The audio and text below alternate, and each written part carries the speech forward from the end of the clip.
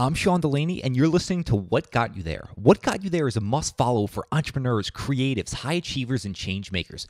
Each week, I sit down with some of the world's most influential people and focus on the journey behind their success. We uncover the strategy, tactics, and routines that help them get there.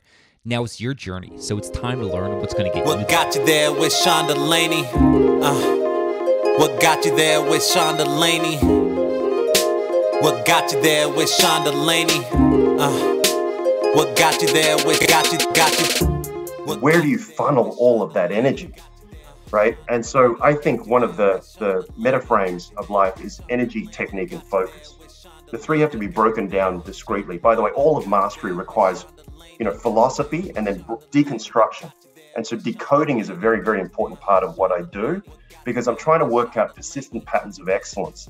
But one of the most important parts of it in game selection is where do you focus all that energy? There with Sean DeLaney, got you there with Sean DeLaney. What got you there with Sean DeLaney? Got you there with Sean DeLaney. What got you there with Sean DeLaney? Got you there with Sean DeLaney. What got you there with Sean DeLaney? Got you there with Sean DeLaney.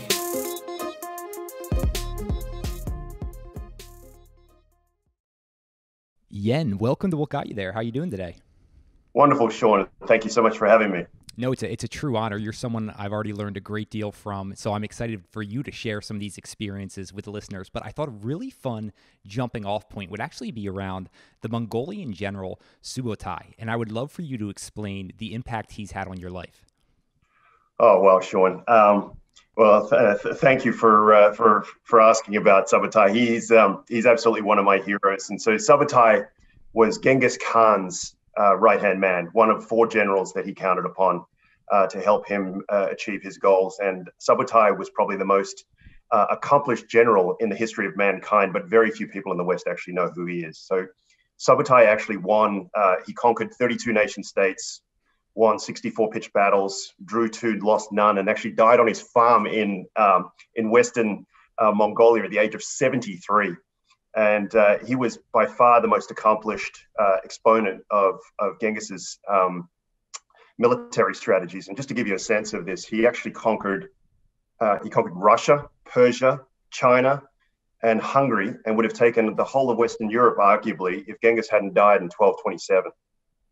And so what was really remarkable about him is what really changed my life, frankly, I read Professor Jack Weatherford's book, Genghis Khan and the Making of the Modern World, in the summer of 2012, and it led me to Subotai.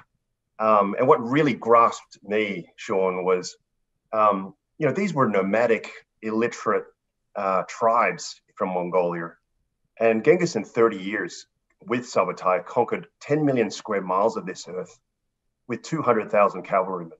It just blew my mind.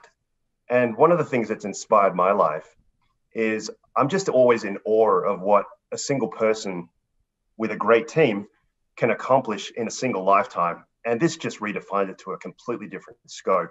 And so one of the things that inspired me around Subotai, which also, by the way, they pretty much drove Russian military strategy for the next 700 years. Rommel and Patton actually learned all of their stuff from many of the execution strategies of Subotai.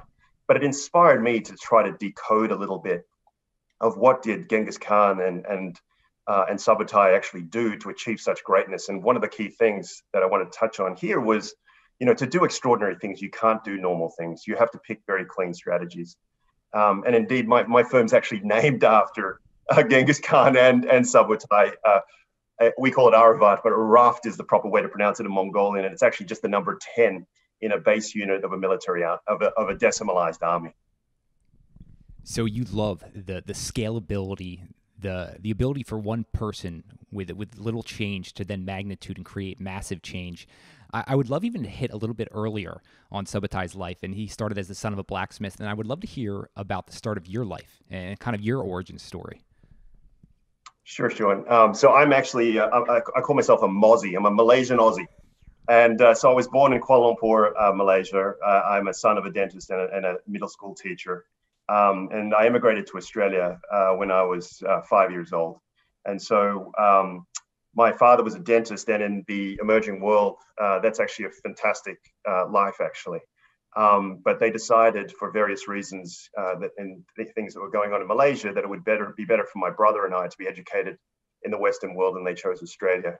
So we grew up in an environment where, when I turned up to kindergarten, they'd actually never even seen Asians before, and so they actually thought I was Greek. And so it was a very, very strange environment. But my parents sacrificed a tremendous amount for my brother and my education. And it's something that really stuck with me and was one of my fuels, honestly. And for those of your listeners who are immigrants in any shape or form, there's a resonance that comes with that existence that drives them for a very long period of time. Frankly, never leaves them. And that is one of my fuel sources. And indeed, one of the most seminal moments of my upbringing was my grandfather. We sent a picture back of my father doing laundry back to my grandfather and our extended family in Malaysia, and he cried. And he asked him to come back. And that moment never left me. And the reason for that is my father, and my mother made some very clear sacrifices for me and my brother, and I'm deeply grateful for it. And by the way, I would do it happily for my children. But I was very, very lucky also. In Australia, I grew up around some wonderful people. Aussies are really, really incredible people. They have a sense of humor that is so beholding and gives you a sense of groundedness that will never leave me. But the other part of it in growing up was my best friend growing up. His name was Richard Gunn. His father's name was Peter Gunn. And this was one of the instances where I was in absolute awe. And Peter was probably my most important mentor at a very young age. Peter was one of the most successful self-made transport magnates in Australia. And at a very young age, Richard and I would work in his warehouse. And I discovered so many things about business and wonder. And I was just in awe of what this man had created in his lifetime. He used to drive trucks on the weekends when he was in college between Melbourne and Sydney. It's 1,000 kilometers each way. And he created a fortune, a huge empire in his lifetime, and would explain to me in very simple terms what they were. But anyway, to cut the long story short for the rest of it, I went to college in Australia. I studied commerce and law and actuarial sciences for a very brief period. Then went to Bain Company in San Francisco, Sydney, Singapore, and Beijing. And then over to Harvard Business School. And then I started in the investing world at Ziff Brothers.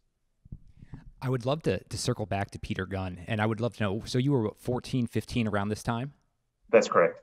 So I love these transformative moments in people's life and how they shape the continuing progress for them. And I would love even just hearing a few stories from that time. And you were mentioning just picking up on the building of empires during that time. But I've heard you say personally to me, this gave you the next 25 years of clarity for you, these moments. So what was it about that? And what was that clarity you came to? So to Peter, mentors and peers is a very important thematic for me. And, life is pretty hard. And hopefully what we can share with your listeners today is just, passing on some of the wisdom that was shared with me and that I was lucky enough to be given by Peter and several other of my mentors.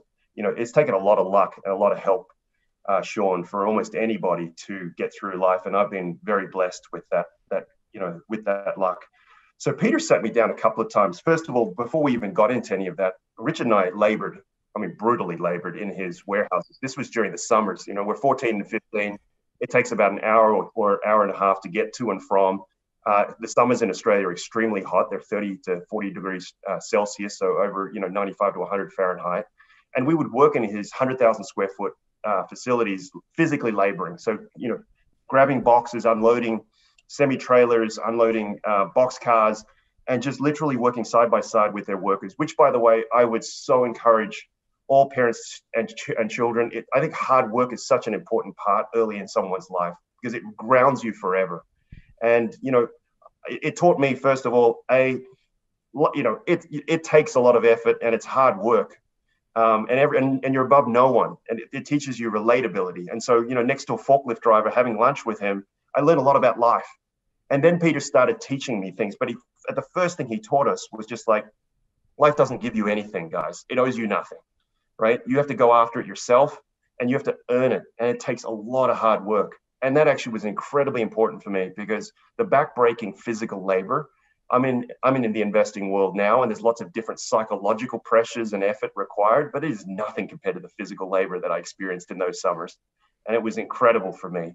But anyway, Peter stepped back and he started teaching me some things. So one of those lessons I will never forget was to understand capitalism versus labor. And what I meant by that was, it's like, he just said to me, listen, if you want to create a fortune, you'll never do it by working on an hourly basis. And he said, go pick up that box. And I said, what do you mean? He goes, just go pick up that box. And I pick up that box. And he laughed at me and he goes, 2 cents to me. And I said, what do you mean? And he goes, pick it up again. And I picked it up. And he goes, 2 cents to me. And I said, I don't understand. And he goes, well, how much money do you make if you stop work? If you're out of labor, if something happens to you? And I said, I'll make nothing. And he goes, I understand that. When you create systems and you work really, really hard, now you can create compounding effects on return on capital. And that's the only way, if you want to create a vast fortune or achieve something great, is it needs to be beyond the individual effort. It needs to have compound elements to this. And it blew my mind. It completely blew my mind. And then, part after this, Peter started forcing us to think. Richard and I would go, and these were 100,000 square foot warehouses. I mean, vast things. And he would come back at the end of the summer and he'd go, what did you learn? And, the two of us were exhausted from it. And he goes, what did you observe? How would you do it better? And sat us down for literally a week and said, draw it all out. And that forced us to think. And so, Peter, what you were referring to in the 25 years, what I got after this over various conversations, and it literally changed my life. He said to me, listen, kid, I get it. You've got work ethic. I get it. You've got aspirations. And by the way, again, I'm the son of a dentist and a teacher. We don't have many business people in our extended family. We have lots of doctors, classic Asian immigrant family. I didn't really have that much advice on how I would approach my passion and my interest around business. And Peter said, listen, you've got to equip yourself with a couple of key things. And let me lay out a fairly simple framework for it. One is, you got to go learn the language of business, and that's law and accounting. You've got the brains and the effort to be able to go it. Just go to Melbourne Uni and work it out, and then go join one of these consultants or banks and go see a lot of things. Then go to Harvard Business School because we think you probably could make it, and then go after it. And then simply, he said to me, in your 20s, go try a lot of things. In your 30s, go skill up. In your 40s, go for it, and do everything if you can quicker. And that was really the framework that set me up from the time I was 15 till the time I was 40. You essentially followed that to a T, didn't you? I did. Peter gave me like absolute 20/20 vision. And what it also really helped me, Sean, there were many times in that 25-year period that were absolutely brutal, and I was tested. And he gave me a clarity of vision. And frankly, he also turned up in New York, just before I started Aravt Global, 3 months before it. And I saw an incredible twinkle in his eye. I mean, it was, a 25-year journey. And I was really, really gracious. There was lots of different things that we had to nuance. But yes, he gave me a meta framing, which was a really guiding light for me to work extremely hard towards some goals that made a lot of sense to me, that lined up with my dream. And then candidly, I met up with him again, in the last couple of years. And I said to him, now that you're, obviously a lot older than when he gave me that advice, what advice do you give me now? And he goes, kid, bigger, faster. Everything in life, the risks are not as bad if you can work them out. No one ever knows before they start. You can work it out. And you've proven you can work it out. And that's what I found at the end of my life. And I was like, end of your life is still going. He's incredibly accomplished. And he just said to me, it's one of those things where it's like the real challenge for most people, and business is the perfect example of this, is you just have to work it out. There's lots of problems all the time, and you have to have faith, and you have to have skills. You have to have judgment. It has to be refined, and you just got to work it out. And that's been the joy of the journey, candidly. One of the really key and important things here, and you mentioned some of the nuance, but it's about setting that structure and that framework early on so you can build and compound on top of that, right? That's correct. Okay, I just want to make sure that's correct. So when we're starting out here, it's so key to understand these things early, which is why I love this conversation. It's so impactful for some of our younger listeners and even the older listeners as well. One thing that's apparent that's coming out is just how ferociously competitive you are. And I'd love to know how that just ferocious competitiveness forces you to become a better person.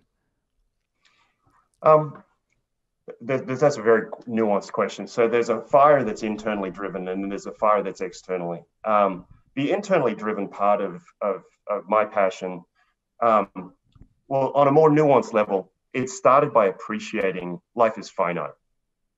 And what I mean by that was, I can remember vividly, I was 12 years old. I read, this is just, very simple magazine called Women's Weekly that was sitting on my mom's table. And there was a story about this gentleman, this actor called Michael Landon, right? He was a lead actor in a show called Little House on the Prairie. It was just a soap opera, right? But it was a little thing that caught me. It caught me forever. And he goes, I wish I'd known that I was one day closer to death every day, I would have lived differently. And because he had cancer at the time. And that struck me so deeply, right? And I started exploring early in my life. It was just like, I read a few things about end of life just for perspective. And so Tuesdays with Maury, Chasing Daylight more recently, Last Lecture more recently, these are all genres about it. And it just gave me perspective that it's like, this is a really precious journey that we're on. And I'm just trying to live the best version of me, but it's finite. And you have to enjoy those chapters that Peter described, as each chapter of your life is very finite, and you should try to enjoy as much as you can of each part of it and do your best. But the fire in me, that's one, is just like understanding I've been given incredible opportunity, great privilege from generations above me. I've been incredibly lucky. I've got two very loving parents. I've got an incredible brother. I've been incredibly lucky to have, a wife that's been so supportive, and people around me like Peter, etc., along that journey. So there's great appreciation for the sacrifice and luck and responsibility that also comes with that. So the internal journey, the first part of this was also compounded by, as an immigrant, one of the things I call these decisions of consequence. When you have no one really backing you up as a family, you have to scrap and you have to fight. And you have to fight to survive, right? So you have to be financially independent. It's the first step of this. And immigrant families place a lot of responsibility on education. And the Chinese value set, that places very high. And so my brother and I were very aggressive and competitive against ourselves academically. But as I aged, I think that shifted, actually. And this is a really important part of just my evolution internally. And I think the internal game is as important as the external game of how you evolve and meet the world. That fuel source has to change. And so burst fuel source is something you're trying to get away from. You're just trying to survive, right? It's like you're not even trying to, thriving is not a concept that an immigrant family really spends that much time around, right? Survival is the first protocol. As you get through those stages, though, and my parents actually sat me down very lovingly in my 30s and said, don't do this for me. It's like, this is for you. And one day as you're as a parent, and I have two children, I love them very much. It's like, my dream is to help them find their dreams and live their dreams, not live my dream. And that's the great fortune that any parent should have the privilege of doing. But they said to me, and then said it in very, very loving terms, it's like the next stage of your journey has to be for you. And that's a very different stage of the fuel. So the competitive fire in me is, I just want to find out my edges. I just want to live the best version of me. And by the way, it's multifaceted. And this is another really important part of this. So, early in those days with Peter, I was desperately looking for how to do things. I knew what roughly I wanted to do. I was in love with business, the whole concept of creation, right? It's how the world works and how do people work within the framework of that world that fascinated me so much. But I didn't have any of the hows. And so I scrapped from literally everything that I could to really create that concept and add more texture to it. But anyway, let me pause there and see if there was anything. No, just a million things. I think just the competitive nature. But one of the important things about that is, like you mentioned, the different life chapters. And that drive, that fuel, that fire, that changes over time. And I think that's a difficult one for people to understand projecting into the future. So I'm just really appreciative you shed light on that. I want to dive into one of the chapters of your life and then how you decided to go into investing. Because I'd assume, coming from the background you did with Peter as a mentor, you might have gotten into starting a different type of business on your own. So I'm curious what led you to investing. So I actually thought I would end up in private equity or running a business. And I knew it was something business related as a child. And I've been investing in stocks since I was about 14. I was just curious about the investment world and how it worked. And this, again, is where I think decisions of consequence. If you want to learn fast, you have to be accountable for your decisions. And as soon as possible, actually, there needs to be feedback loops to it. And so how I stumbled on investing, I stumbled on it very early, right? You can't save your way to a fortune. You have to save to invest to a fortune, right? You have to live a frugal life or one within your means in order to save, but you can't save it to a substantial, life-changing level of wealth.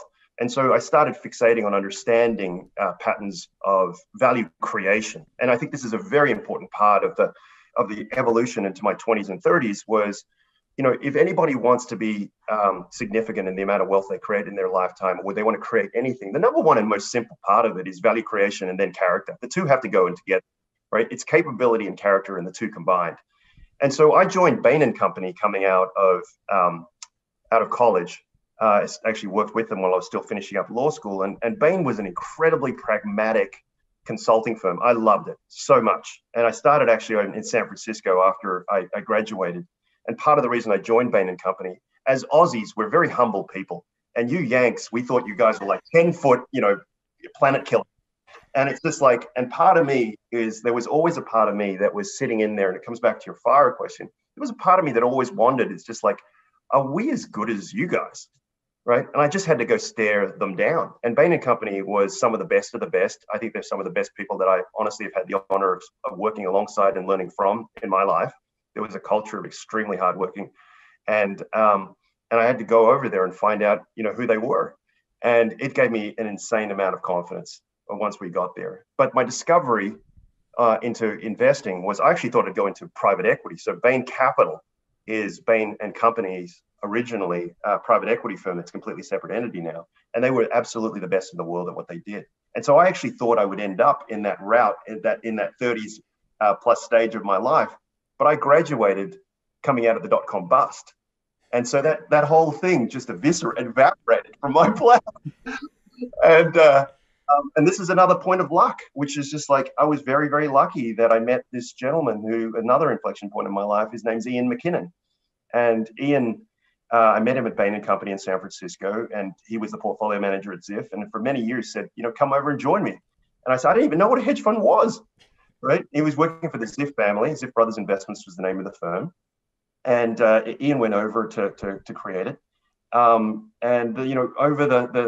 the summer of 2000, when the world went from boom to bust very quickly, actually the startup that I was working on, dried up in 4 or 5 weeks of that summer. He said, just come over and check it out. And I did. And I saw what he was creating, and it was the start of an amazing, amazing ride. It really changed my mind again, blew my mind actually, what was going on in that world and what he was building. And it was honestly 13 years I spent there, and it was 13 of the best years of my life. One thing you're hitting on here, and there's a much bigger framework and story to this, is just about overall game selection and choosing on what you do. I would love for you to focus on the importance of that, because you shed a lot of light on that for me, and I would love for people getting to experience that and the importance of game selection in your own life. So this is a huge question. I think people there are tremendously hardworking people listening into your podcasts who've dedicated, by definition, if they're investing in themselves, to listen to the people of wisdom that you've had, through the years on your podcast. They're highly invested into self-improvement and making the best of their lives.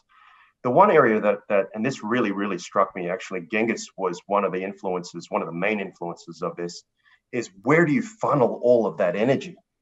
Right. And so I think one of the metaframes of life is energy, technique, and focus. The three have to be broken down discreetly. By the way, all of mastery requires, philosophy and then deconstruction. And so decoding is a very, very important part of what I do, because I'm trying to work out persistent patterns of excellence. But one of the most important parts of it in game selection is, where do you focus all that energy, right? That people can spend hundreds and hundreds of thousands of hours plowing away at stuff, and they haven't asked the first order question. Where do you focus it? And this all comes down to the paradox of choice. The more accomplished you are, the more choices you have, and you don't have the framework to decide it. It's really tough. And so game selection is just set yourself up in a game that you can win, and that it's highly lucrative when you win it. And so for me, actually, Khan changed my game on this. So Ziff Brothers was an incredibly successful firm. Wonderful culture, learned so many things about process versus outcome. But the one thing that it changed, it was built on one premise, and it's called variant perception, right? We're in the investment world. What do we know? It's incredibly arrogant what we do for a living, right? Every time we invest, we say we know more than what the world knows. We do that very, very rarely. But variant perception was the premise of that business model, where, whether it was informational or other, what did we know that the rest of the world didn't know? Genghis taught me, just focus on unfair fights. It was a transformative part of my life, because I went from the variant perception, you can almost spot down everything, all types of quality. It's just, what does the market not understand? That's an incredibly complex question. A much simpler question was just like, there's about 200 to 300 companies on earth that fit the profile of what we do. And if you focus exclusively on unfair fights, we focus on economic monopolies and oligopolies. if you focus on unfair fights where companies are always winning, you're reducing the number of variables. Investing is incredibly complicated and it's very, very, very competitive. Many of the smartest people on earth, hyper motivated, literally trillions of dollars at stake. And so game selection for me was like, where do you focus all this energy? And that one decision is incredibly important, and do it as early as you possibly can. It took till 2012 for me to fully realize this. It actually took me till 2016 to fully implement it. And the last part of game selection is it's not just the game you choose. So we've spent literally over a decade studying the right and left tails of capital markets. I'm looking for persistent patterns of excellence. And for the right side, in terms of just pure excellence, there are very, very few patterns that persist. But once you find that, that's the game selection. Now you want to go where the scoring is. You live where the money is. And it's just like, and you want to be spending and grinding away your skills and focused on those companies. But the last part of that is how it meshes with who you are. And that's also really, really critical. That's another very important part of my evolution as an investor and as a person, quite candidly, is a deep understanding of the authentic self matching itself with the game selection of a high performance area or skill or strategy. Can you actually expand on the authentic self working in conjunction with that game selection? I think that's a really important piece to hit on. Absolutely. And by the way, I'll come and give you also some more examples of game selection of businesses. Oh, no, believe me, we're going to dive into a lot of these. Absolutely. My simple analogy to this is and you're an athlete, and I've played tennis almost my entire life. And so what I worked out is I've done this 3 times over the past 12 years, where I stripped through the entire North American universe of investable stocks above $1.5 billion or $2 billion. And I just wanted to study the right tail. And so I looked at 5 and 10-year compounders above 20% and just got the data set and looked at every single company and then started creating hundreds of cases to dissect them in depth. I learned this from Eddie Lampert. And it's like, it was an incredibly important part of our process and how we train a lot. But what was really important to me was it defined 3 strategies. And the analog in tennis that I wanted to share with you was just like, it's not just the strategy, it's how well it meshes with your ability to execute it and your temperament. So the authentic self, for example, Roger Federer, look, people want to keep on looking for the next shiny thing. Roger just hits perfect backhands and forehands, makes it look a lot better than most of us can do it, but he hits them all the time. And he can do it under extreme stress. And that's what makes him special. It's not a behind the back or between the legs, some weird shot that no one else can do. It's the same shot everyone else can do. He can just do it perfectly most of the time and under extreme conditions. And so what I learned was I knew there was these 3 strategies we launched our business with in 2014. But by 2016, I realized there was only 2 of the 3 that me personally was really good at, but one I knew was the only one that mattered.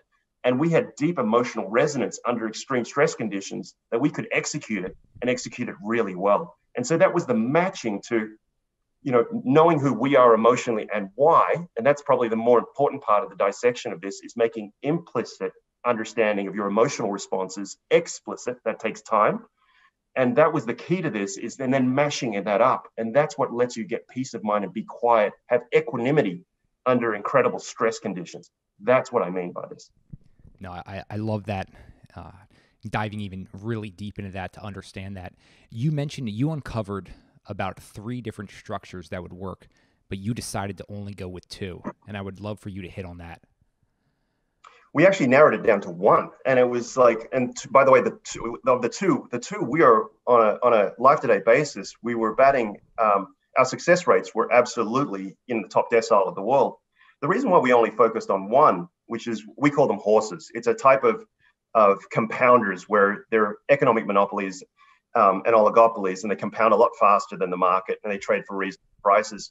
We just spent years dissecting this, and what we effectively looked at, and this is part of the introspection. So know thyself is probably the most important set of words in investing. It starts with knowing who you are, and it takes a lot of work to work that out, because markets are a very expensive place to work out who you are, right? Once bullets start flying, it's like you start discovering who you really trust, what work you really did, all that kind of stuff starts coming out. And it only really shows itself when those bullets fly. And so we looked at a data set. I looked at it through the Ziff time. I looked at it through the life to date of Aravt. And what we effectively did, this is part of the unearthing process for us, was we found this is a risk system that we could build extremely deeply. Two, I can explain in extreme detail all the things that why we like it, right? And so part of this in investing, it's the matching between, it has all parts of the decision-making ecosystem need to be aligned, right? It's not just being right. It's like, you got to believe in it. And so the difference between opportunity and risk in volatility is literally the game. If you can't be strong when price comes to you, that is the defining moment. I call that the inflection point of Nike swoosh, right? That is actually the hardest part of the game of investing, public market investing. And that, in my view, is what defines the difference between the good and the great, or the bad and the great, I should say, is the bottom part of the Nike swoosh. Like, is that literally a gift to you? Is that opportunity, or is that risk? And can you pass it out? And what we worked out of those three, again, I know for sure those three, I've studied 60 years of history 3 times on this. And it's like, those persistently have created massive value. It's the right tail. It's the 3% of securities that don't mean revert over 10 years to the cost of capital of markets. And those 3 for sure work, but 2 of them we know how to do really well. One of them is so deeply organic to who I am. And one thing I'll just throw out as a thread to you on this is quality. And maybe this has something to do with my childhood, I don't know. But again, in the depths of a storm, why does quality matter, right? In investing, we're looking for peace of mind and performance. It's both. By the way, the power of "and" I think is the most important question of all the questions we ever ask, right? It's either ors aren't particularly interesting questions, and questions are important. In investing, we are fiduciaries of third-party capital. That is an insanely important responsibility. Never, ever take that lightly. It's even hard to be responsible for your own money. But peace of mind is a very, very important part of this. Now, there's character and capability that come with peace of mind. You don't want to be in partnership. We just try to do good things with good people, right? Return of capital is important before return on capital. And you need to be dealing with high integrity people. And there is no price that will ever compensate you from that. The second part of this, are they capable? And henceforth, can they produce world-class results? And for me, it always came back down to quality. One thing you were talking about there, the bottom of that curve, and it alludes to something you were talking about earlier, and that's just the confidence you build up early. Is that one of the keys there, to be able to have the confidence that you've put in the work, that when you make that bet, you understand you might be getting beat up at that moment, but that decision-making was the correct one at that time? So this is a very important question. It comes back to your point on game selection. Like, if you've chosen a good game to start with, and you're starting to, so we've separated in our approach the difference between business volatility and price volatility. Profound, really important decoupling, right? Price, all of risk is a function of price. But the game selection, by narrowing to monopolies and oligopolies, is we've reduced one very important variable: competition. Competition in the depths of storms creates very, very wide outcomes for predictability. We're in the business of arbitraging price and value. And so when the Nike swoosh hit, so COVID was a fantastic example of this, right? If your investment methodology was variant perception, extremely difficult because the market didn't know COVID was coming either. That gap exploded. COVID for us absolutely reduced our ability to forecast our businesses, but not a single one of our businesses had a moat question, not a new competitive question. None of them had price wars because no price could compete against our companies. But we all had predictive macroeconomic questions. It just reduced the error set. But to your point also on doing the work beforehand, absolutely. And this is like, comes back to like how the Navy SEALs train, right? The reason why they're so brutal on their people is like their term is you bleed here so you don't die there. We do the same equivalent in our businesses where markets are efficient most of the time. We don't need them to be inefficient all the time. We only have 15 to 20 longs and we hold them for long periods of time. We only need them to be inefficient for temporal, short periods of time for us to get our positions on and then let them do their thing. But the pre-work, and it also really helps being with a team who's been through storms. This is one of those things you can't discover in theory. You have to see it and observe it in practice. You mentioned understanding, doing the work, and you studied so much of history, building of empires, businesses. I would love for you even just to dive a little bit deeper into that process, because I know this is a nuanced question, but I think it might help people exploring their own path and how they can really dive deep and be truly exceptional in that process. So let me separate it out. I'll focus on the external question first. We can do the internal question if it lends itself separately. The external process, we use a thing called case study methodology. So we had the great fortune of meeting Eddie Lampert in the summer of 2005 and 2006 at two Ziff Brothers retreats. And I just asked Eddie, how did you, be so insightful so early in your career? I mean, Eddie compounded capital at almost 30% for 2 decades and started in his mid-20s. I said, that's just not human. And, how did you do it? And he said to me, he spent 50% of his time training the right tail, the best investments in history. And he did it through a thing called a case study methodology. And I said, wow, if it's good enough for you, it's good enough for me. What does that mean? And I literally, someone gave me a tool, and I literally dedicated my life to it right after that. And so we've been teaching that at Columbia and Harvard business schools for the last decade, and doing this internally. We've literally done thousands and thousands of hours on this, generated hundreds of cases internally. What that is literally taking clusters of the best investments in history and trying to learn patterns from them. And it's very, very detailed work. It takes a lot of work per case. In fact, it's best done as clusters. It's because you're trying to look for patterns. You're not trying to look for just idiosyncratic outcomes. And what we end up doing is all of excellence, in my view, comes back down to decoding and then decoupling, breaking down each element of it. So we found that there's 8 elements that define all of these type of right-tailed 10 or 5 and 10 year 20% plus compounders. They're all of them. And we do a subgenre of it because we've observed we're super quiet on one version, but we're not on another. And so if we can live in that point of equanimity where when storms hit, we can make sound decisions, we'll do fine over time. And that's what's been, what we've found to be the case. The greats get to play games inside of the games, it sounds like. Absolutely. You mentioned Eddie multiple times in this conversation, and you said 50% of his time in training. Why do you think more people don't have that amount of focus and fortitude in their craft? I think we just live in a hyper-competitive world where time scopes are inappropriate. So investing is a incredible blood sport, right? It is the most extreme version of competitive learning, and there's enormous amounts at stake. So, and people are stressed all the time. Training is an investment in the long term. And so if you don't fit it within a culture that thinks in long term, you can't train. And so my firm trains about 20% of the time. And I think that's too low. We're in a business that is low frequency, high impact. And if you're in a business that is in that type of an environment where, if you think about any professional sport, I can't think of any professional sport where the training to playing ratio isn't dramatically towards the training, right?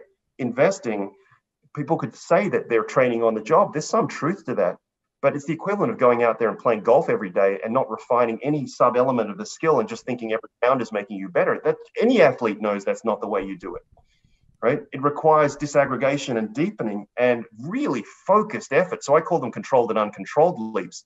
And a uncontrolled leap is a step up in the capability of a particular skill set or an insight. And an uncontrolled one is the aha moment. A controlled one is done through intense training, focused training. So what we're trying to do is when people go through school, these are both controlled and uncontrolled because it's a controlled environment. It's uncontrolled in that, wow, aha, the brain literally rewires. They now see the world differently. That's, by the way, the essence of insight, right? Insight is finding patterns where you can take abstract fact patterns and you can see how they actually operate and find causality and how things, an order to that chaos. And that's what we're trying to do is disaggregate all of this chaos and find ways to operationalize this. From an external perspective, it's really decoding, simplifying, executing, and refining all 4 steps constantly, right? Decoding, simplifying, executing, and refining. So are you searching out those plateaus where most people drop off when it really gets tough and you kind of hit that mental blockage? Are those times you're looking for? So I actually firmly believe that's where masters live. So the plateaus, as you're describing, is, this. It's always most fun when you have a dramatic increase in your capability. And candidly, the biggest steps are when you're a beginner. But when you're competing at the highest levels, the iterative, you're playing at the last few basis points of capability that defines the number 1 to the number 2 or 3 or other. And so what I've discovered is the masters love the grind of training. They absolutely love the training, and they fully embrace that they're not going to be 5-10% better every day. Even 1, 2, 3 basis points each day is better, or if it drills in muscle memory, even better. Bob Rotella was another guy we spent a little bit of time in, and this was in late 2008.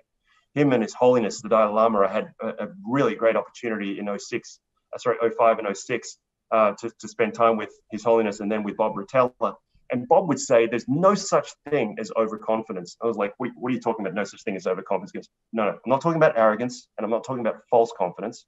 If you are deeply, fully prepared, you are ready to meet the moment. Doesn't mean you'll win, but you can play at your best. And I was like, wow, you need to be able to step in and release your soul and play smooth. Swing six, go for it. But if you are fully, fully prepared, Bob was Tiger Woods' one of his earliest sports psychologists, and wrote some wonderful books on sports psychology.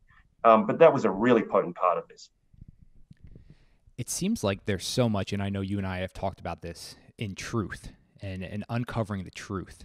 And so I'd love for you just to discuss being true to yourself here and the bigger concept of truth, both in life and in business. Wow, this is a really wonderful topic, and it's a hard one. And, one of my bosses said to me, and please bleep this out if you need to, but it's just like, the truth will set you free, but first it will piss you off. And I firmly believe it, right? The truth will set you free if you can face it. And it takes a lot of work in introspection to find what those truths are. And who you are is one of the eternal questions, but how do you find out is one of the hardest questions you can ever do. It's like one of those things. It's like, what are the tools, right? And there's some simple answers here, but frankly, there's no shortcuts to this. And frankly, I think this again, I'll come deeper into this, but insights aren't very useful in changing lives if they're not coupled with disciplined execution. And it's the boring stuff that actually makes the difference. The insights are profound. People do change, but they don't change profoundly until they execute them all the time. And so for me, the truths internally, introspection, it has to become a core part of what you do, right? Because it's understanding how you operate and not questioning it, not necessarily judging it, even respecting your own psychology of it. Why are you reacting in a certain way? Now, the hard part of this is also you're evolving, right? I'm not the same guy I was even yesterday. And so just teasing it apart and not trying to judge it, but just trying to find fact patterns. Why is it that you're quiet here? Why is it that you're strong here? Why is it that you go to that person and not that person? Why is it that it's, that team, that business, that industry, whatever, that you behave when certain stress cycles. So stress cycles is a wonderful way of discovering who you are. And, mistakes are the greatest teachers of who you are, because the tells is where everything is revealed. And this is the way that we operate our business. You observe everything about a person, a business, under stress. You can observe nothing when things are going well. In fact, everybody, it lifts all boats. But when they go through stress points, you understand how they make decisions. You understand how the organization works. You understand that, can they make tough decisions or not? There's so many things that get revealed by these truths. And so for me, in teasing apart the truths, and there are lots of times when you're going to be incredibly disappointed about what you find about yourself, right? And then you are faced with the decision of what are you going to do about it? Because that's the key question. Life's going to ask really, really tough questions. And I think your life will be defined. I think my life will be defined. This is, again, it's just my humble view, by the way that I answer those questions. And there've been many that have been brutal, right? But quite candidly, it's a lot more fun after the fact. But you don't wish those on anyone, but candidly, that's the only way they discover who they are, what they're made of. And you have to live enough life, experience enough things in order to get enough data points to look for directionality. And then you have to decide, is that who I still am or who I want to become? Is that an area of weakness that I don't want to strengthen? Is that an area of strength that I can make even stronger? And that requires, it requires a tremendous amount of introspection. Go full tilt and finding out as much as you can. Surrender and accept who you are, and then evolve, right? Who you were yesterday is not who you're going to be in a year. And you just have to be the only thing in our control is how we spend and marshal our resources and time. And that introspective process to the game within the game is once you understand who you are, by the way, and you will never actually get there. It's asymptotic, right? Because it's a moving target too. And that's the beauty of it, right? Why would you want it to be fixed? In Carol Dweck's book on mindset, this is so beautiful, but it's like, continue to evolve and migrate that. But it requires a team. It requires tremendous introspection. It requires vulnerability to expose yourself to truths, and then enough truth tellers to actually tell you what they're seeing and your ability to accept and then adapt from it. I know you've experienced plenty of difficult moments, and one of the most difficult moments was just a few years ago within your business. And you've talked about the amount you've learned from that. Can you just dive into that so we can kind of conceptualize what a real world example of facing those tough questions looks like? Absolutely. So, at Ziff Brothers Investments, we had an incredible team, and I ran, 3 sectors within it. And it was a wonderful, wonderful experience. And we launched in February of 2014, and we had an incredible base of investors, and a lot of excitement about our launch, etc. And then I had 3 of the worst years I've had in 20 years. Like, it was embarrassing, candidly, on the performance, and I was very upset about it. And I was like, what is going wrong? And we had to do very deep introspective work over the summer of 2016 and go, there's some strange things. This is not at all close to what I'm used to or expect. Our investors deserve better. We deserve better. And frankly, we're better than this. And so one of the things that we found, in the deep introspective work, we looked at all the data sets, right? And this, by the way, as a leader, it's a hard thing to do. You have to put the ego aside and go, what am I screwing up here? What are all the mistakes? How has the environment changed? Are these the right people?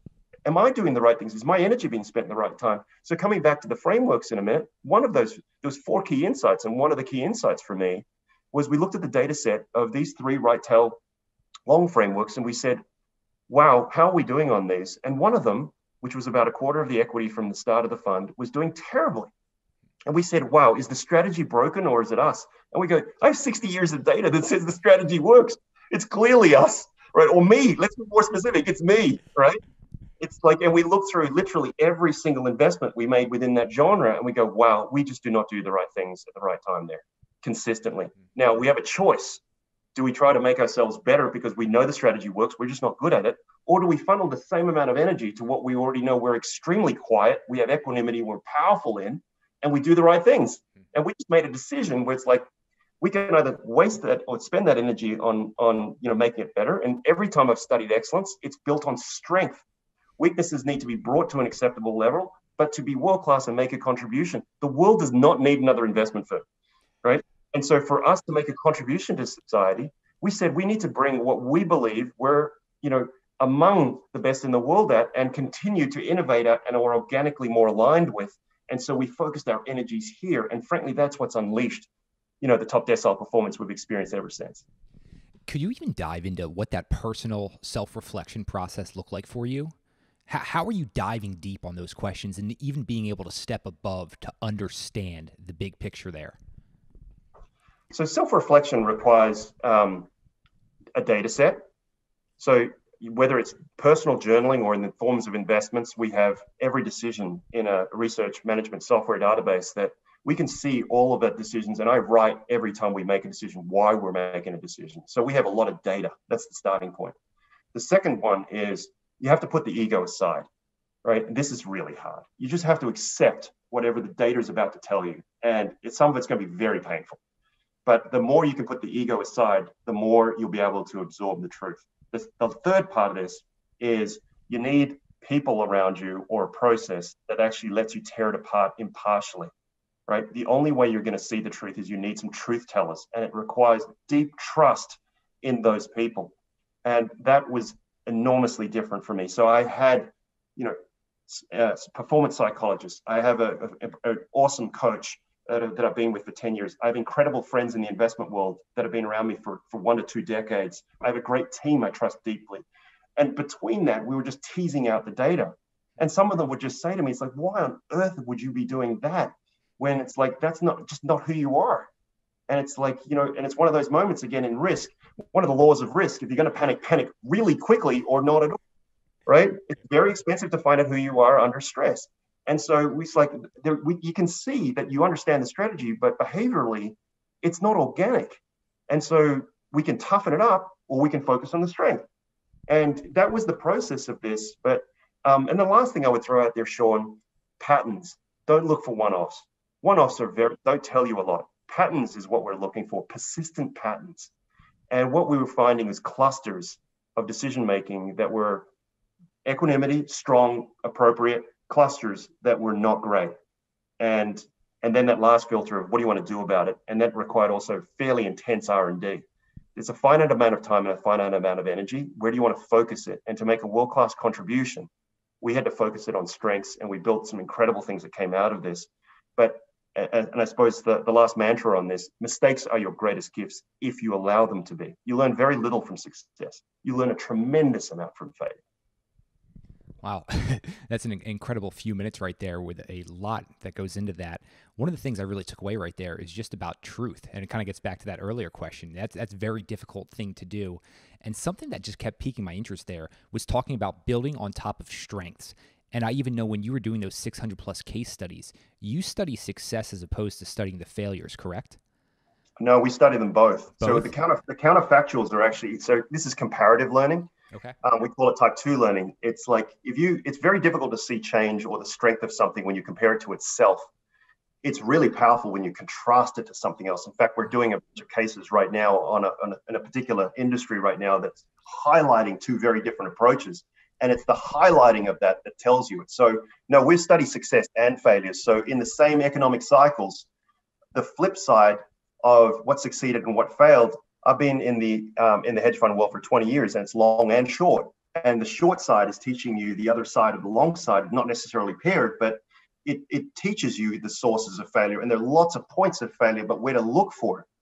And so, no, actually, we spent a considerable amount of time understanding patterns of failure too, so that it actually peaks us earlier on detection of if anything that we underwrite is not appropriate. There's a very big danger when you only study success, because it blinds you to all the counterfactuals. And seeking disconfirming evidence is actually one of the most important parts of what we do, because we know our frameworks work. You don't want to be blind to force them into that framework. In fact, you want to be actively seeking for why they don't work, because once they do fit in, they naturally compound.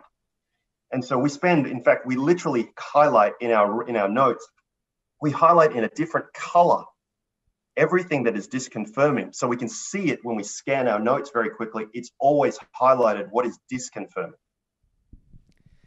I love this. And you mentioned looking for that disconfirming evidence. I'm wondering what other things and unique things you guys do that just give you a little bit more alpha and you can find that edge. Is there anything you think that's unique?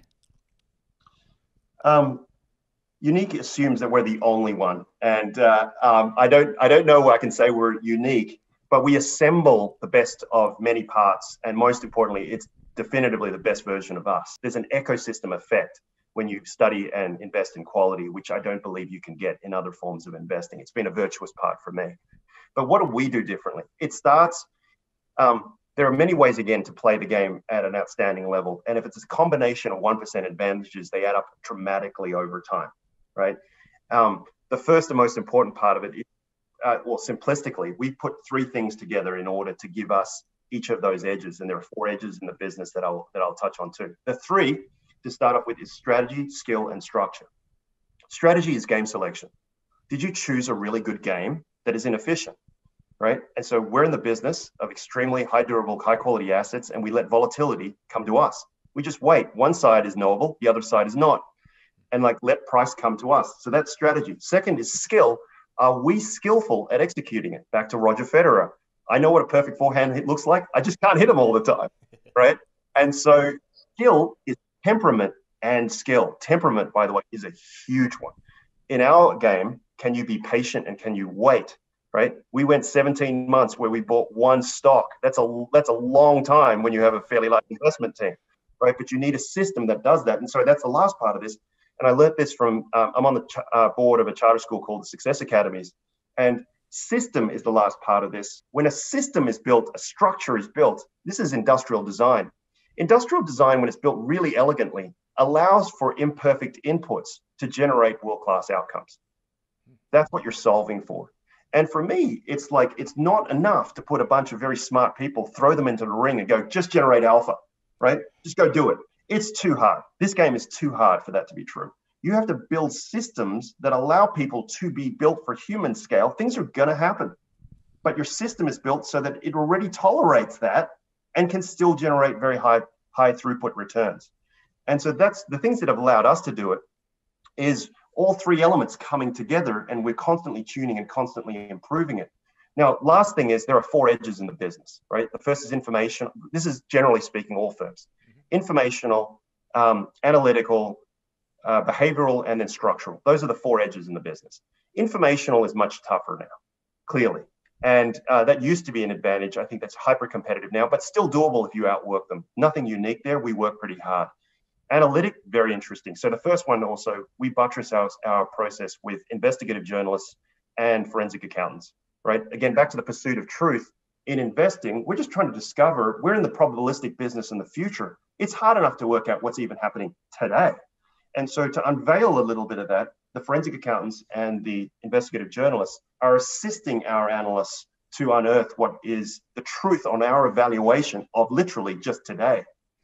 Analytic is where all the case studies come from. This is classic Buffett, right?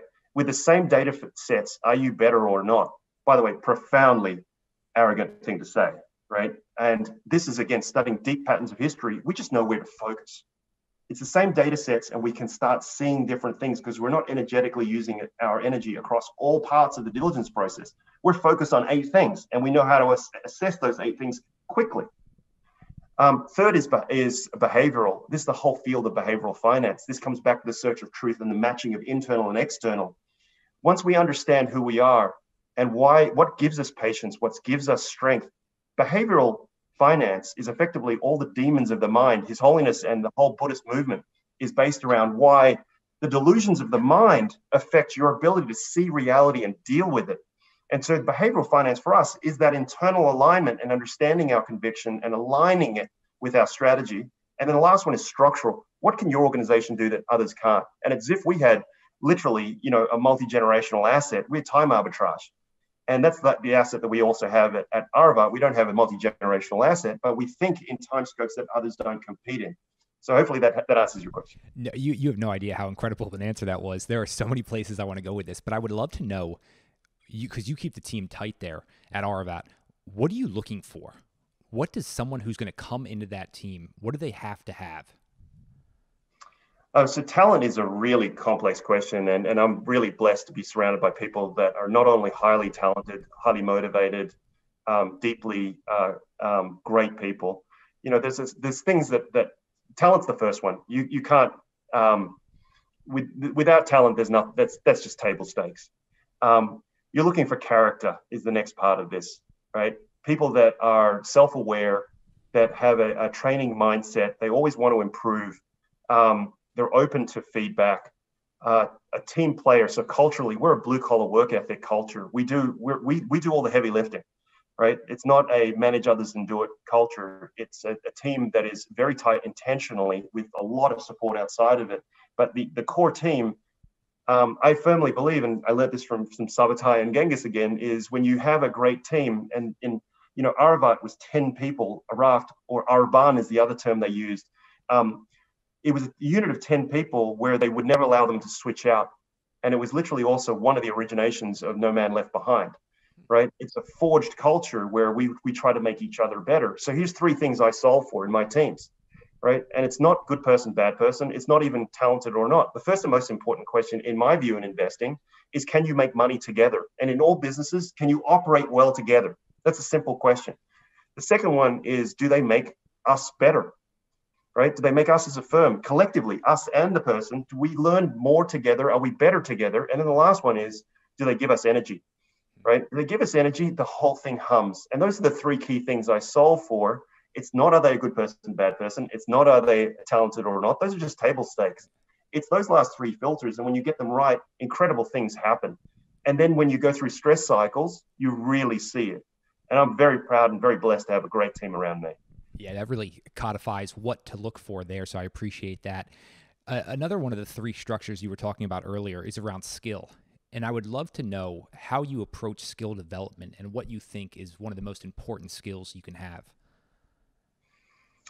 So if we talk about investing, I mean, that's a very broad topic on what skills we want to have, and we can talk life as well as investing. Let me just give you an example specifically to investing so people can bring this down to a tangible, applied level. And again, I love this because it's energy, technique, and focus. And so each of those elements, you pound away on all three, outcomes start increasing. Process is awesome. So for us in investing, we've dissected the entire investment process. And one of the key components of it is what we call value-added research, primary research, like going out there, talking to primary sources, talking to management teams, talking to suppliers, competitors, former employees, the whole shebang. It's a lot of time in what we spend on. And it's just one example of what we've done. First of all, you got to break down the whole process, and then you need to isolate the processes you want to improve on, because the game is not the whole game. The game is a game of games, right? So break down the game of games is step one. Step two is then break down the key elements of that process. So for example, in primary research, there is outreach for how do you do a cold call, whether it's on the phone or via email.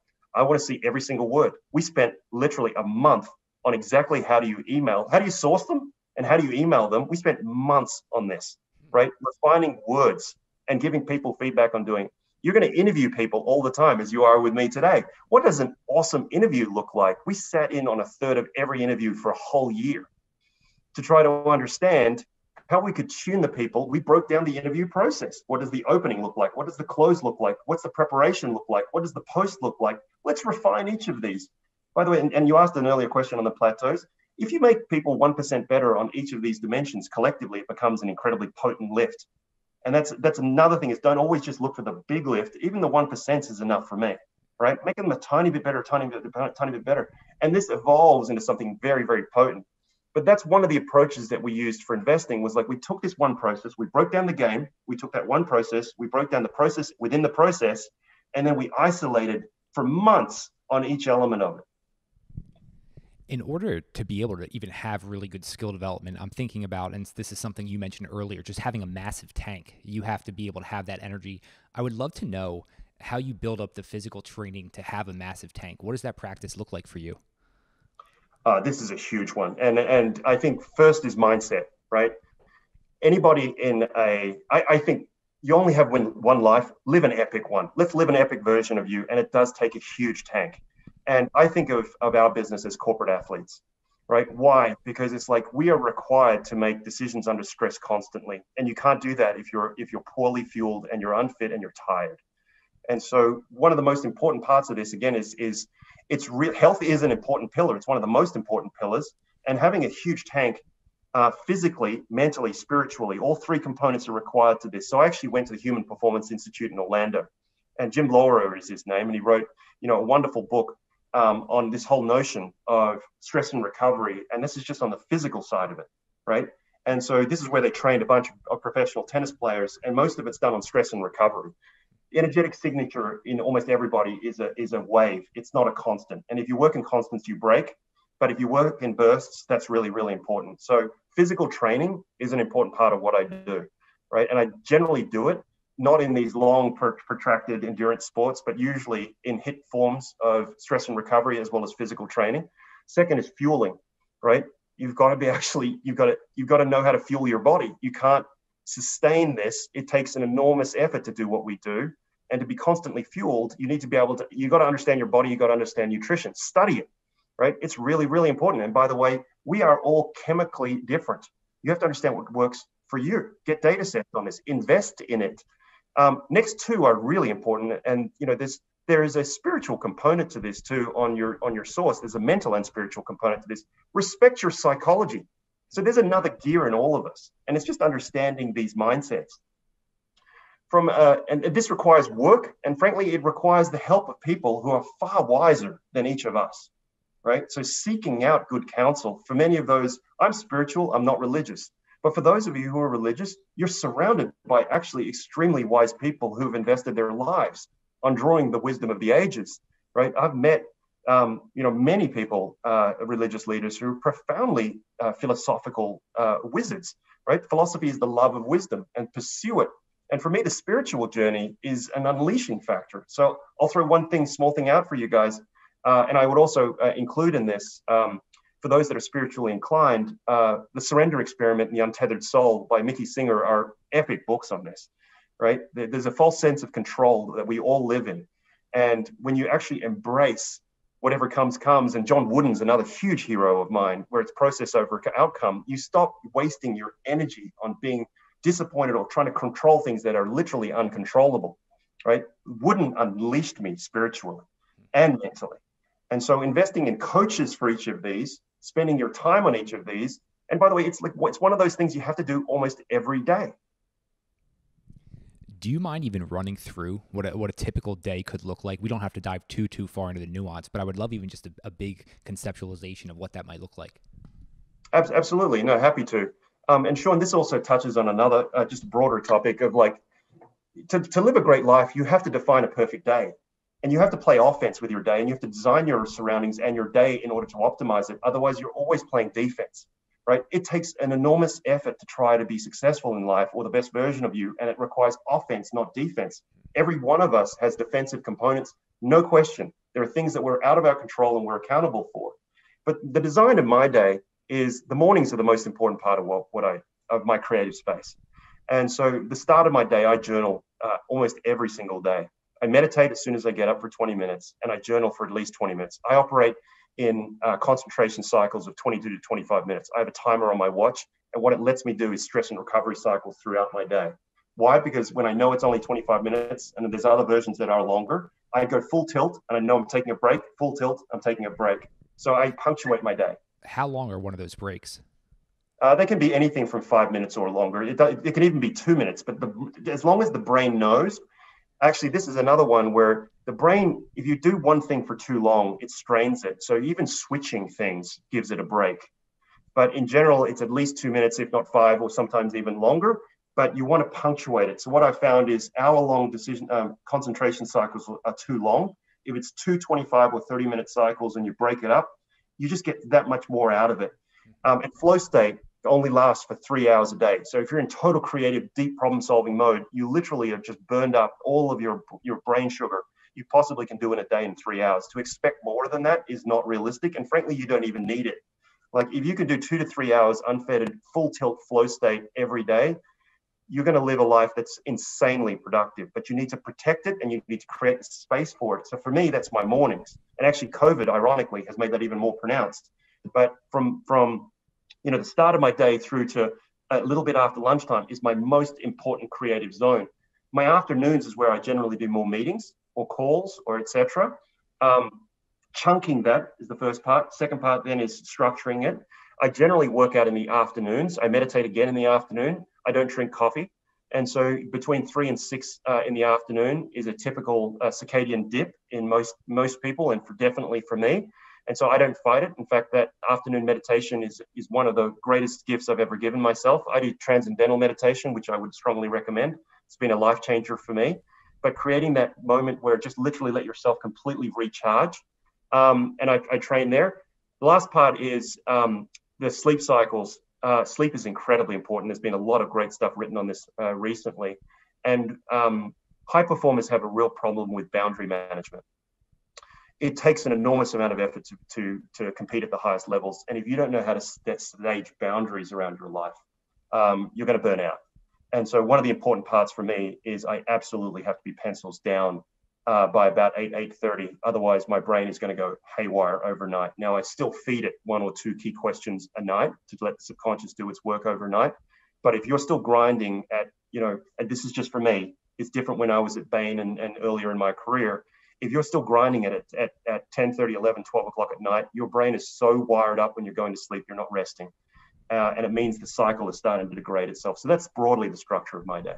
No, thanks for diving into that. You mentioned about addressing those 1 or 2 questions when you're going to bed. What exactly is that process you're referring to there? So it's a journaling process where your subconscious doesn't actually idle down at night. You just need to quieten it. And so from a creative perspective, your conscious brain, there's estimates anywhere, between 7 and 10% of your total consciousness. Your firepower in your brain comes from your conscious mind. The vast majority of it actually sits in the subconscious. And can you quieten down your mind? That's part of the whole process of meditation. But it can't focus on too many questions. And so whatever you're wrestling with, I just write it down. But and I believe the brain is a very sophisticated problem-solving device, but it's only as good as the questions you ask it. And so you have to, that is, by the way, why I'm a big fan of philosophy, is philosophy, although again, the love of wisdom, is really the art of masterful questions. And so are you posing the right question to yourself in the problem set that you're struggling with? Just write it down, go to sleep, and then the next morning, just see what comes out. It may not come out, but I've studied this pattern myself. Why is it that people get these insights when they're in a shower, going for a run, on a holiday, right? It's white space. And this is one of those elements that is profoundly misunderstood, is actually recreation, relaxation, creative endeavors, really important part of a problem-solving process. It gives yourself a chance of distillation and creativity. I've had tremendous ideas that have come to me in the water when I'm with my kids, when I'm exercising, and leaving it room to do that is actually an important part of my process. Yeah, that incubation period and process is so fundamentally important. So when you wake up, are you hoping that you're just journaling out the answers to those questions? Is that what you meant by your journaling process to start the day? That's part of it, as well as just like, what also consolidating knowledge is another important theme, Sean. And, and again, coming back to Roger, it's the grind of training that defines you, right? Like excellence is doing the same thing every day until it's second nature and you're improving it, micro bits. And part of my journaling process is solidification and codification of knowledge, right? You have to make it part of who you are in order to do it really, really well. And so part of that journaling is, yes, the answers that may or may not be coming out of my consciousness or not, and just trying to be creative on where are the other opportunities in here. But the other part of this is also, what did I learn in the prior day? What am I still thinking about? What do I need to think about? And there's always little threads that come out of this. And one or two of these can be very, very big. But in general, don't judge it. Just let it flow. One of the things I think you've been most helpful for me on, and you've really pressured me, is about that codifying and that solidifying. It's the information's out there. It's about distilling down and condensing it. And it's almost one of those things, it's a delusion of the mind here, that we always think we have to search for that new thing, and we forget about all the things we've already uncovered. And so I'd even love to know what different frameworks you use so you don't fall victim to delusions of the mind. One of the practices that we use, first, it's really helpful to have truth tellers around you. And that is, by the way, one of the scarcest things in the world, is having a great team or people that you trust around you. Truth tellers are so valuable. Second, to avoid the delusions of the mind, we actually codify, we write down the reasons for our decisions. We sleep on them. So we trade on a T+1 basis. We don't ever invest on the same day we make a decision. Why? Because we want to sleep on it, and we want people to understand why we're doing what we're doing. It may be wrong. By the way, investing in general, people are wrong half the time, right? It's an industry. We're dealing with the future. It's unknowable. But what we're trying to do is improve decision quality and expressing why we're doing it. And that also holds us accountable to history, but also to our team. We're saying we're doing this because of this. And I've had at least three instances where we've written it and we've come back the next morning and go, that was just a woeful decision. And we didn't do it, right? And the whole team knows actually why you're doing it. A, they're learning. B, they may come back and go, that piece of information was wrong, right? Actually, you're basing that's not what I said. Or C, it's like, I still don't understand why you're getting from this to that. And making it transparent and making yourself vulnerable to it is the way that we do it. But listen, even then, it's still hard, Sean. I don't want to, the delusions of the mind, there's a reason why this, is centuries old and persistent to this day. But the hardest game is the 6 inches between your ears. Yeah, I'm asking you to decouple all of human history right now with the one question. I know you're so widely read, though. Are there any psychology books, or you mentioned a lot about philosophy, any directions like that we can look towards? Yeah, I from a psychology perspective, I mean, probably I'll give you a few that unlocked me. So we've already touched on from a game selection. I actually think it's one of the most important investment books ever, is The Genghis Khan and Making the Modern World. Jack Weatherford's book is outstanding. I think The Art of Learning is a fantastic book for decoding, right? Josh Waitzkin wrote this. And Josh, who's a mate, has done a masterful job on deconstruction. Like, him and Tim Ferriss are probably the two best guys on deconstruction. And by the way, there's a very different game when you're playing for the 1% than when you're talking about trying to get to top decile. It's a very different approach at the later stages, and Josh's book touches on some of those. We touched on the surrender experiment. I think that's very important in reducing the suffering of this false notion of control. All right. Again, only the spiritually aware will be able to handle that book, in my view. Wooden, read everything on Wooden. Right. Wooden is a master, and he is process over outcome, and frankly liberated my soul. So if you've done your best and you've given your all, you're fully prepared, and you are already in, broadly world class, you can't fail.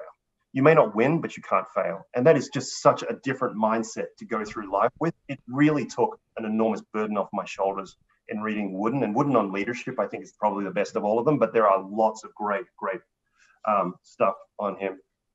His Holiness has written a tremendous amount about this. And actually, Daniel Goleman is someone, he did a whole bunch of projects called the Mind Life Forum at MIT. And Daniel Goleman wrote Destructive Emotions many years ago with His Holiness and emotional intelligence with it. There's much more stuff since then. I think there is, within His Holiness's writing, the Dalai Lama, there are some things in there that are helpful, but quite candidly, teasing them down into actionable parts has been something that I've been trying to do for years. It's one of those infinite games, right? You're going to continually be teasing those down. You're so read. You've felt and experienced so much throughout life. I'm wondering, with all of this coupled into one person, what do you find and what skill or mindset is just the hardest for you to transfer to people on your team? That's a great question, Sean. First of all, again, I'm blessed with a great team, and I feel very, very lucky to be able to work with such great people. And so I wouldn't say that this has been difficult to apply to them, because like by forging what we have now, we've kind of found each other. But in general, the things that I think are hardest to transfer to other people, self-awareness, I think, is the hardest one. If you're not self-aware, I don't think you understand how to operate in different contexts and the impact that you have on different organizations. I don't even know how to fully teach it. You can tell, or if it's not. It's very, very difficult to increase someone's self-awareness. The second part for our business, it's extremely difficult to teach people patience. I would say those are the two highlights. But, again, I would say that's not a comment on my team. Our team over time has found ways that's what matters to us, and we've found each other. But over time, if you're not self-aware and you don't have a sense of natural patience, now I'm not a naturally patient person. Let's be very. It doesn't mean that we're not aggressive in the way that we research and pursue excellence. In fact, we're very aggressive in it. It's just we know how to separate out risk and actions. Like hyperactivity in research is very different than hyperactivity in trading. And our team understands the difference of that. And many people, frankly, would hate our culture because they wouldn't be able to have enough, at bats or capital at risk. Speaking about aggressively pursuing skills and new tools to add, for you right now, what are some of those new skills, those tools you're trying to add to yourself? So I'm constantly writing individual white papers that we keep iterating and pushing. And this is, back again to the thematic of it's not the new shiny thing. It's just deepening it so much more. The most important area in our genre of investing is actually one of the periods we're going through right now, where you've got these epic horses that are compounding intrinsic value at a fast clip, but stock prices are ripping. And that ride phase is a very, very important phase of our genre of investing. And so we're teasing that out real time right now. It's taking it even further. And it's like, this is something I've spent many, many months on already in many iterations, but we're just trying to articulate it to make it super explicit. Another phase that we're working through is capital allocation is one of the most important parts of any business model. And I'm trying to make very explicit subparts of capital allocation decisions in our within our portfolio and stuff that we interface with constantly. What exactly makes us? What are the tells for us? What are the experiences for us? Where are our mistakes on this? Where have they succeeded? And what are those patterns? Is part of the areas that we're looking at. Referring to patterns once again, I love just learning from you with regards to history and those empire builders. And you mentioned a few, Genghis Khan and some of the business titans you've been around. Anyone else come to mind for you that you just love studying and diving deep on? Oh, absolutely. I mean, listen, we've had, this is one of the best parts about what we do. We study excellence. So we're, in our ecosystem, we're just trying to do good things with good people. And the best part of all, it's not accidental that this is the genre we focused on. we've studied a tremendous amount of various people in history. Look, Sam Walton's obviously one of the greats. And, I love this too. It's just so simple. And, Sam's leadership style is extraordinary. But if someone asked him, Sam, what was the trick? And he said, friend, we just go after it and we stay after it. That's it. And I love that because it's not like, it's not that complicated. It's just, it takes a lot of work and it's like deep value creation, right? And it's like, I love reading biographies. The Koch brothers recently, there was a wonderful, book on the Koch brothers that was recently written, and they built an incredible empire. Just trying to understand the different elements of this was wonderful. But no, we read biographies all the time, and the case studies, we're doing some stuff right now in various elements of software, and just deeply understanding the composition of the teams and how they're making decisions. But we study them very broadly, Sean. Any other biographies? I'm a nerd for biographies and books. Any other that you've gone back to over time? That I've gone back to over time. Listen, there's so many great ones. There was a very recent one that was done by Charles Schwab called Invested, that was on his life, and that was really cool. We've read, there was one very recently on auto. I'll have to get back to you on those names. I've read Titan is epic on Rockefeller. That's something I've read many times. But yes, on the biographies, we read them constantly. Like this, on the whole story of Starbucks and Nike. Phil Knight's book is extraordinary. The thing that we study, and you see it in every one of these, is it's not a straight line. They all have to deal with some very major setbacks, and there's a lot of luck involved in life. And they're highly persistent in grinding away at what they do. Deeply principled people who made decisions of consequence. They're all the same. That's the reason why I love biographies so much, is everybody sort of idolizes the outcome. What I find most interesting is how do they deal with the adversity? And every single one of them has dealt with tremendous adversity. It's something you know a great deal about. I would love if you're just assessing, you mentioned living different lives and assessing some of the chapters of your life. If you almost had a sentence or two for each of the chapters or decades, are there any great takeaways? Because we're going to have listeners across all those age groups. So your teens, your 20s, your 30s, and into your 40s. First of all, one other mindset that blew my mind was don't live one life, live three. And I was like, whoa, what does that even mean? And then this was one of the founding partners of Bain Company. And when I was very young, he just took me out for lunch. And then he just said to me, actually, if you really do it right, live all three at once. And I was like, oh my God, what is this? What does this even mean? Right. And he explained to me, it was just like in his life, he did academic, business, and then politics. And he goes, if you want to make it a really epic life, why would it only be one thing? And I was like, that's a really great call. And actually goes, but if you really enjoy it, do all three and ladder them on. And so for me, I love education. Learning is a very important part of what I do. And, I'm involved in charter schools. I teach business. I absolutely love investing. So that's a core part of what I do. And then philanthropy and, having an impact on society. It's a privilege to be put in this position of life. It comes with a responsibility. And so the question for me is like, how can I stack all three and move them across? Now, the call signs for the different chapters in the 20s is just go do a lot of stuff. Go enjoy it. Go try a lot of things. You can't work out who you are, where you belong, what to fall in love by sitting and idly, we're stuck in COVID, so I'm sorry about that. But it's just like when things normalize, you need to go out there and try a lot of different things. Experiment. Don't fail. Don't worry about failing. Go and try a lot of things. 30s, once you've found one of these things, you got to go deep and you got to go fast. In the 40s, you just need the courage to take the bet. And have the fortitude just to know that you can work it out. Like you need to go sample a lot in the 20s, tool up in your 30s, go for it in your 30s, do everything faster. And then, one last thing I'll say to everybody, it doesn't matter of your stage, you'll be okay, right? Bring it down a notch, you'll be okay. It will work itself out. You will find a way. It's not always pleasant, right? But you've got to quieten it down so that you can give yourself the balance and the chance to work it out. And enjoy that journey because it doesn't last very long. Why do you think you've been able to quiet that out and slow down slightly? Oh, I wasn't always like this, Sean. Yeah. That's what I'm asking here. I need to know. I've learned some of this the hard way. You know, I've part of this is as I've matured and frankly had been blessed with some great mentors, great friends, you know, great advisors. Is and studying myself was just like, wow, you know what?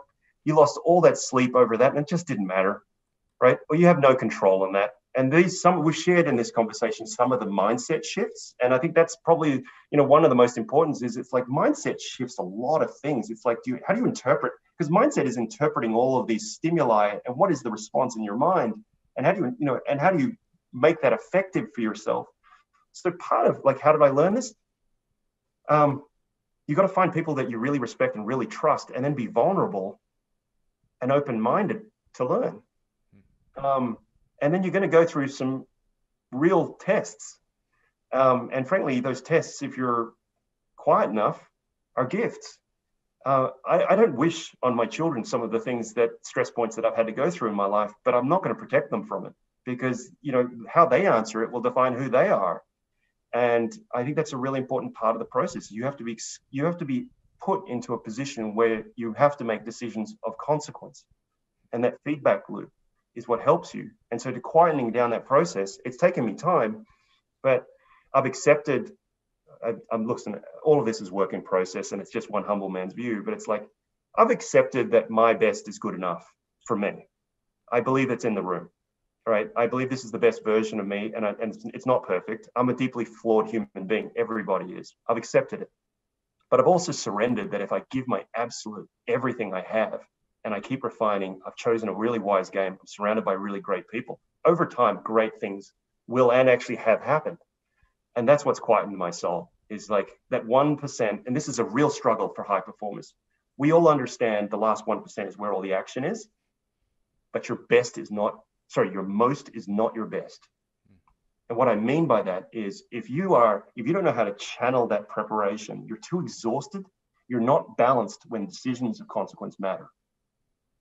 And so you have to dial it back a tiny bit. And that mantra for me changed everything. Was like, you actually have to contain it, your energy, put yourself in a position to make great decisions, surround yourself with people you deeply love and trust, and then you can fully embrace whatever comes and be at peace with that. Peace of mind is if I had to put the tagline behind that, that is probably the ultimate of what people ultimately seek, and they don't even know it, is what gives you peace of mind, what gives you equanimity, but allows you to really enjoy this journey.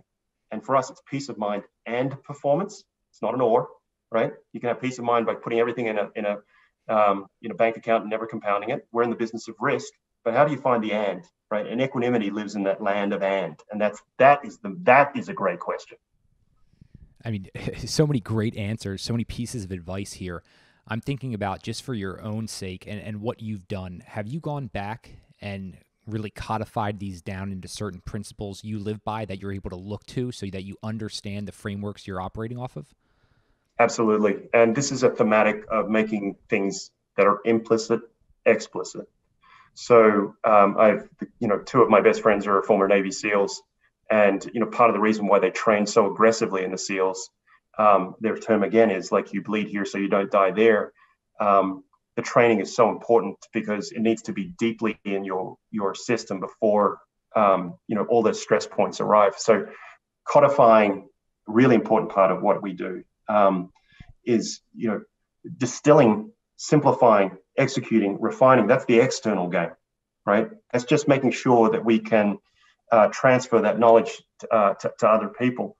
The introspective process is, with that introspection, you're trying to tease out the thematics, give into it, then keep on surrendering to it, and then evolving it. But just absolutely, I've written for my children, and it's taken years and years, the codification of some of these core life principles. And by the way, they evolve, and you can't really test them if you're not aware of them, and expose them to people that you really, again, respect and love, and they can come at you and go, you know what, I just don't agree with that. And sometimes they're right, and you continue to evolve it, but making it explicit on why you do things. And as part of this, Sean, just in last part of this, is it's not really about your thoughts and your words. It's all about your actions, right? So if you can't live up to your own principles, they're not your principles. And you know, your character is not what you say or what you think. It's like your character is what you do consistently. And so you may say all of these as aspirational principles, which there's nothing wrong with that, by the way. No judgment here. The problem is, like, what we're trying to do as all as humans is live the best versions of us.